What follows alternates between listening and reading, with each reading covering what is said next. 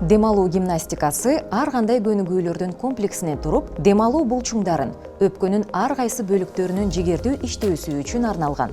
Керек болсо, алардан ашыкча нымдуулукту бөлүп чыгарууну жакшыртат. Ооруга жараша интенсивдүүлүгү жана аткаруу техникасы ар кандай болушу мүмкүн. Гимнастика оор абалда, эти ысып жаткан кезде жана кан басымы менен жүрөктүн согушу жогору болгон учурда аткарылбайт. Коронавирустук инфекция менен ооругандарга же реабилитация учурунда башкы көнүгүү деп диафрагмалык дем алуу же ич менен дем алууну сунушташат.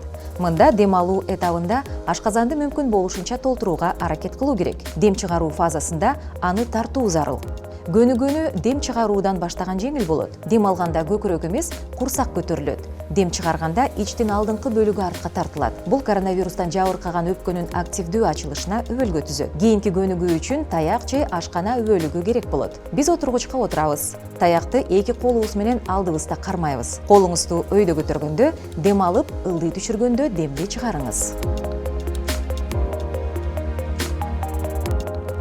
Көнүгүүлөрдү жаткан абалда да жасасаңыз болот. Акырындык менен колду башыңызды көздөй көтөрүп, дем алыңыз. Дем чыгарганда колуңузду кайра түшүрүп, эки капталыңызга алып келесиз. Бул маалда дем чыгаруу дем алганга караганда узунураак болушу керек. Эми чыканагыңыздан жаткан абалда эки колуңузду колпу түрүндө бекем кармаңыз.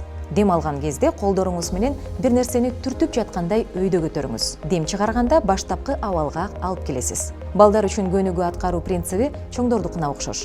Эгерде дем алуу учурунда баш айлануу, алсыроо, жүрөк айлануу же кычкылтектин каныккандыгы азайса, көнүгүүлөр токтотулат. Гимнастиканы күнүнө 3-4 жолу, жок дегенде 5-10 мүнөттөн жасоо туура болот. Узактыгы менен оордугун акырындык менен көбөйтүү керек. Дем алуу жана физикалык көнүгүүлөр 3 айдан кем эмес үзгүлтүксүз жүргүзүлгөнү жакшы.